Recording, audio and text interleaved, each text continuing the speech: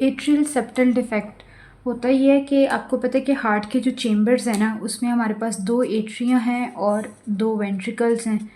अब सेप्टम क्या होता है? सेप्टम होता है the wall separating the 2 chambers. अब अगर एक सेप्टम एट्रिया को सेपरेट कर रहा है तो दैट इज़ एट्रियल सेप्टम। ठीक है, ये अगर हम ऐसे बना लें, ठीक है, ये राइट एट्रियम लेफ्ट एट्रियम दरमियान में सेप्टम है।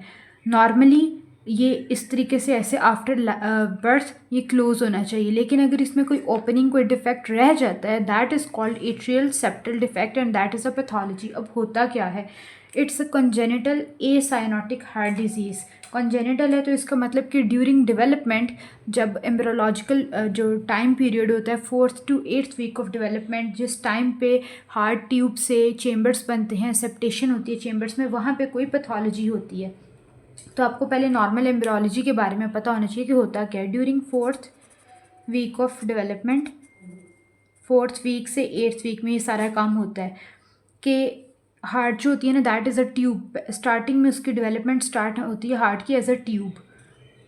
ऐसे एक ट्यूब होती है एज अ सिंगल ट्यूब, ठीक है। दरमियान में एंडोकार्डियल कुशन्स होते हैं और इस ट्यूब से ना ये हमारे पास ये वाले होते, ये सिंगल एट्रियम है, ये नीचे सिंगल वेंट्रिकल है। फिर क्या होता है कि इनकी सेप्टेशन होती है। सेप्टेशन के लिए ऑब्वियसली यहाँ पे सेप्टम बनेगा। तो जो सबसे पहले एक सेप्टम बनता है ना that is called septum primum और septum primum, whatever you can pronounce it.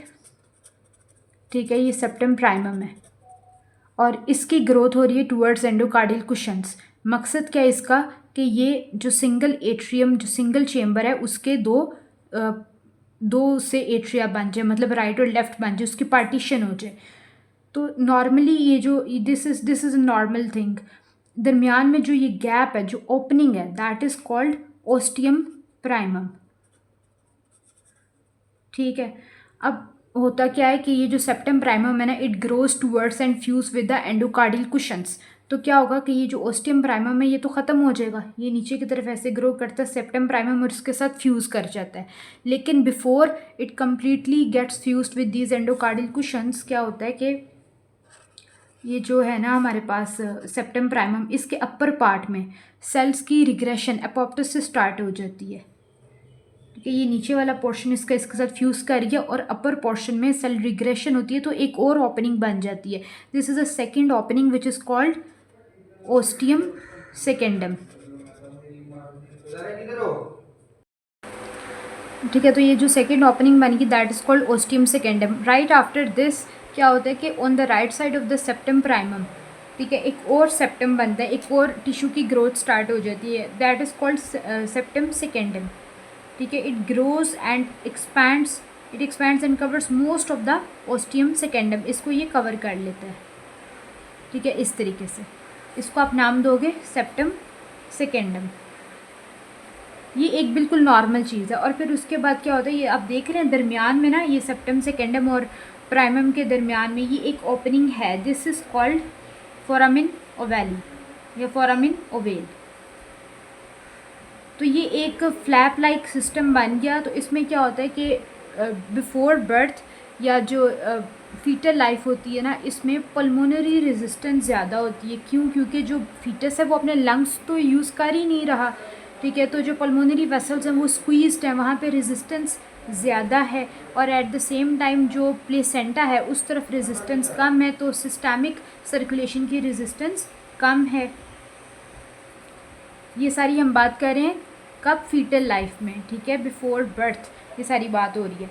तो होता क्या है, ये बताने का मकसद ये है कि पल्मोनरी रेजिस्टेंस ज़्यादा होने का मतलब ये है कि जो right side of the heart है ना, वहाँ पे प्रेशर ज़्यादा है, मतलब राइट एट्रियम का प्रेशर ज़्यादा होगा लेफ़्ट एट्रियम से।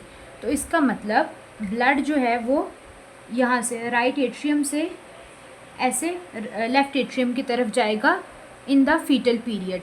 लेकिन फिर होता क्या है, जैसे ही सून आफ्टर बर्थ बेबी अपनी फ़र्स्ट जो ब्रीथ है वो लेता है, तो क्या होता है कि एक तो फर्स्ट ब्रीथ वो लेता है तो उसकी जो पल्मोनरी वेसल्स की जो रेजिस्टेंस है वो ड्रॉप कर जाती है, पल्मोनरी वेसल्स की रेजिस्टेंस। और जैसे ही अम्बिलिकल कॉर्ड की क्लैंपिंग करते हैं, प्लेसेंटल सेपरेशन होती है, तो सिस्टमिक वास्कुलर रेजिस्टेंस बढ़ जाती है। इससे क्या होता है, ये जो प्रेशर का ग्रेडियंट है ये रिवर्स हो जाता है, लेफ़्ट एट्रियम का प्रेशर बढ़ जाता है राइट एट्रियल प्रेशर से, ठीक है।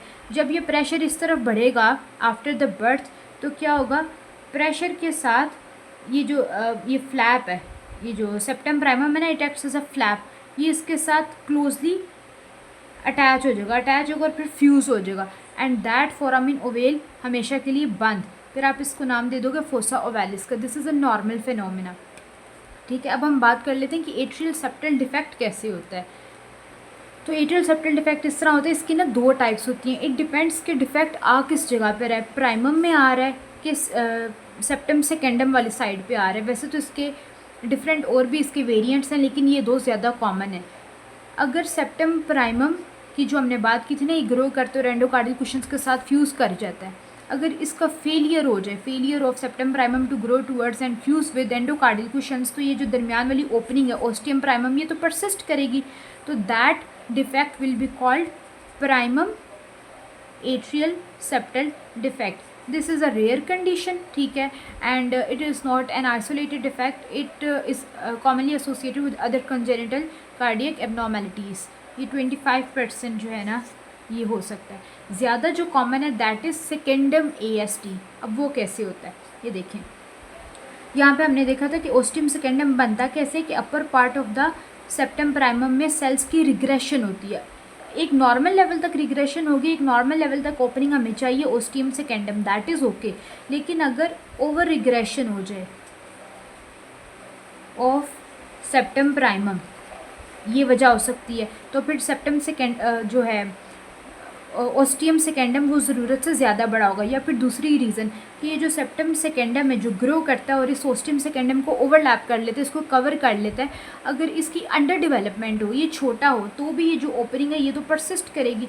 सेकेंड रीज़न क्या हो सकती है, अंडर डेवलपमेंट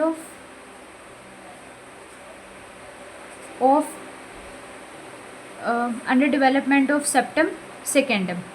तो इससे जो डिफेक्ट आएगा ना that is called secundum atrial septal defect, and this is common, this can occur as an isolated defect, और ये 70 to 80% यही जो है ना डिफेक्ट होता है बच्चों में।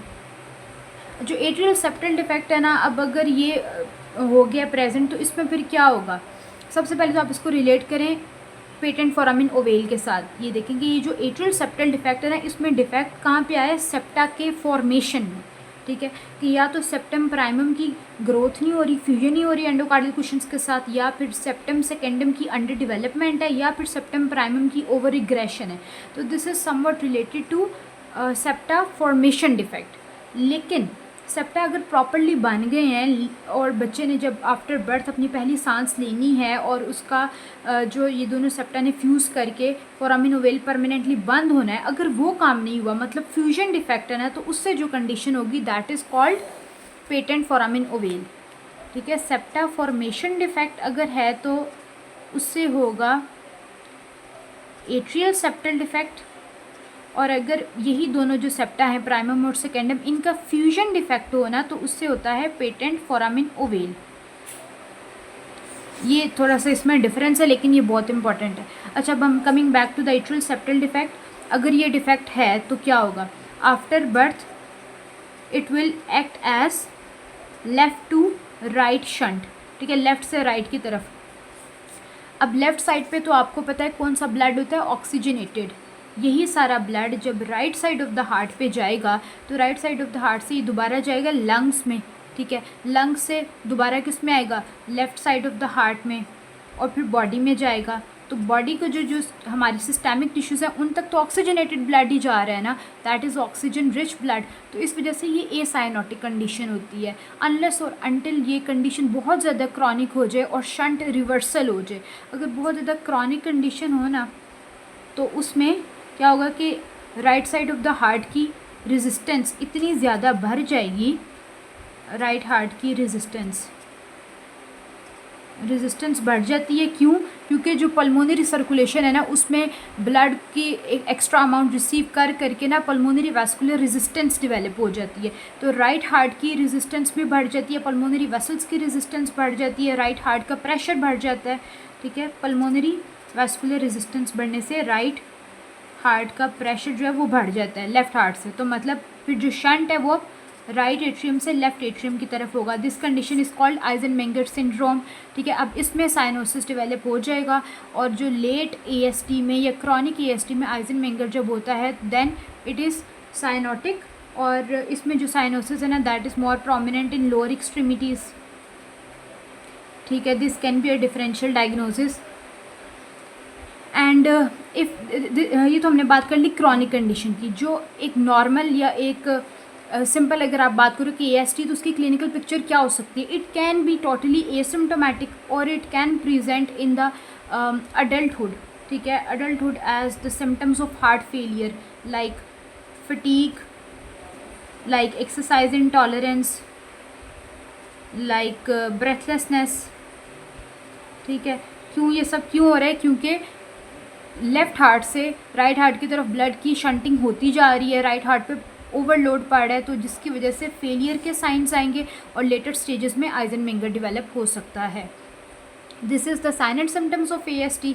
फिर अगर अब हम बात करें कि इसके ट्रीटमेंट की, तो अगर ये सिम्टोमेटिक हो तो फिर उसके अंदर इसका ट्रीटमेंट रिक्वायर होता है, ओपन हार्ट सर्जरी भी, और जो है ना दूसरा सेप्टम की जो रिपेयर, दो तरह की सर्जरीज इसकी होती हैं, but that is a totally separate topic.